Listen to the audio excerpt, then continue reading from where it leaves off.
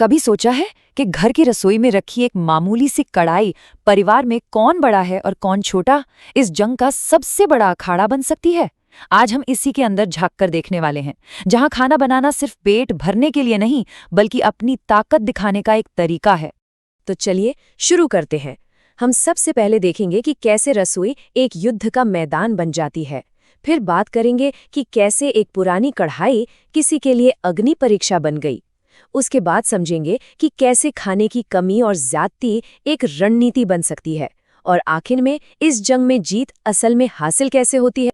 तो सबसे पहले चलते हैं सीधे इस युद्ध क्षेत्र में, जहां रोज पकने वाला खाना ही दरअसल सबसे बड़ा हथियार है। और यहाँ तारीफें और ताने दोनों ही बहुत सोच समझकर इस्तेमाल किए जाते हैं।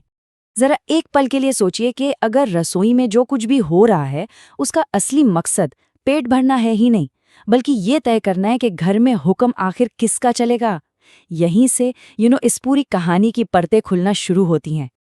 और इस पूरी कहानी के सेंटर में है एक लोहे की कढ़ाई। देखिए, ये सिर्फ खाना पकाने का बर्तन नहीं है, ये परिवार की विरासत है, उनकी इज्जत है। और ऐसा माना जाता है कि जिसके हाथ में ये होती है, कंट्रोल भी उसी के हाथ में होता है। अब इस समीकरण को समझने के लिए दो देवरानी जेठानी की कहानी देखते हैं। अनन्या जब पराठे बनाती है तो उसे इनाम में सोने की चेन मिलती है। वहीं सुगंधा मनी मन सोचती है, अरे मेरे खाने की तो कभी ऐसी तारीफ नहीं होती। और बस यहीं से जलन की पहली चिंगारी सुलग उठती है। और ये जलन, ये सिर्फ एक सोच बनकर नहीं रह जाती, ये एक सोची समझी साजिश में बदल जाती है। मदद करने से बचने के लिए पेट दर्द का बहाना बनाना, अनन्या को अकेले काम करते देख मनी मन खुश होना, और फिर सास के साथ मिलकर उसके बनाए खाने में कमियां निकालना। रसोई अब सच में एक रणभूमि बन चुकी थी। लेकिन कहानी यहाँ खत्म नहीं होती। असली परीक्षा तो अभी बाकी थी।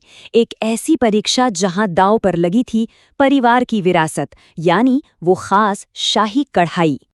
अनन्या के बनाए खाने की जब भी तारीफ होती, सास बड़ी चालाकी से सारा क्रेडिट अपने खानदानी बर्तनों को दे देती थी। वो कहती, ये स्वाद तुम्हारे हाथों का जादू नहीं है, ये तो हमारी शाही कढ़ाई का कमाल है। मतलब साफ था, तुम्हारी मेहनत कुछ नहीं, हमारा खानदान ही सब कुछ है। और फिर एक दिन सास ने तो सीधा सीधा अल्टीमेटम ही दे दिया। घर पे खास मेहमान आ रहे थे और खाना अनन्या को बनाना था, उसी शाही कढ़ाई में। शर्त बिल्कुल साफ थी, अगर स्वाद शाही नहीं हुआ तो तुम इस घर के लायक नहीं हो। ये सिर्फ खाने का टेस्ट नहीं था, ये तो घर में अपनी जगह बचाने की लड़ाई थी। अनन्या ने ये चैलेंज एक्सेप्ट किया।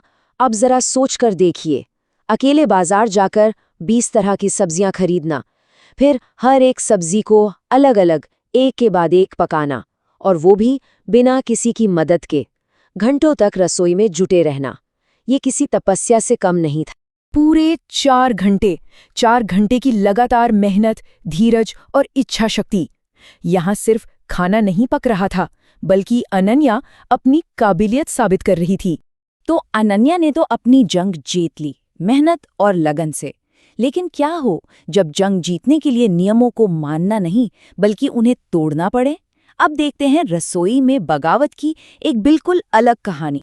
श्वेता जब एक बड़े संयुक्त परिवार में बहू बनकर आई तो उसने एक अजीब बात नोटिस की। इतने सारे लोगों के लिए खाना बनता था, सिर्फ 2 छोटी छोटी कढ़ाइयों में। नतीजा, खाना हमेशा कम पड़ जाता और मेहमानों के सामने शर्मिंदा होना पड़ता। ये एक तरह से कैलकुलेटेड कमी की रणनीति थी। तो श्वेता ने इस सिस्टम को बदलने की ठानी। उसने कमी का जवाब अधिकता से दिया। वो 2 बड़ी कढ़ाइयां ले आईं और एक ही सब्जी को बहुत ज्यादा मात्रा में पकाना शुरू कर दिया। अब खाना तो कम नहीं पड़ता था, लेकिन एक नई प्रॉब्लम खड़ी हो गई, बचे हुए खाने की बोरियत। ये श्वेता का कह सकते हैं एक मास्टर स्ट्रोक था। उसने अपनी सास के ही नियम, खाना बर्बाद नहीं होना चाहिए, का इस्तेमाल उन्हीं के खिलाफ किया। अब परिवार को लगातार 3 टाइम तक एक ही सब्जी खानी पड़ती। जल्द ही सब लोग इस बोरियत से इतना तंग आ गए कि पुरानी कमी वाली व्यवस्था उन्हें बेहतर लगने लगी। श्वेता ने बिना एक शब्द कहे सबको एक समझौते के लिए मजबूर कर दिया। तो इन दोनों कहानियों के आखिर में हुआ क्या? जीत किसकी हुई और कैसे हुई? चलिए आप जरा इस जंग के नतीजों को समझते हैं। देखिए, दोनों ही जीती, पर उनके रास्ते, उनके तरीके बिल्कुल अलग थे। एक तरफ अनन्या थी जिसने सिस्टम के अंदर रहकर अपनी मेहनत और सहन शक्ति से खुद को साबित किया और घर की लक्ष्मी कहलाई, और दूसरी तरफ थी श्वेता जिसने सिस्टम को ही अंदर से तोड़ दिया और परिवार को नए नियम बनाने पर मजबूर कर दिया। मतलब एक ने खुद को साबित किया और दूसरी ने नियमों को ही बदल दिया। तो अगली बार जब भी किसी रसोई में जाएं तो एक बात याद रखिएगा, वहां पकने वाले खाने में सिर्फ नमक मिर्च ही नहीं होता, कभी कभी उसमें सबसे जरूरी इंग्रेडिएंट होता है पावर।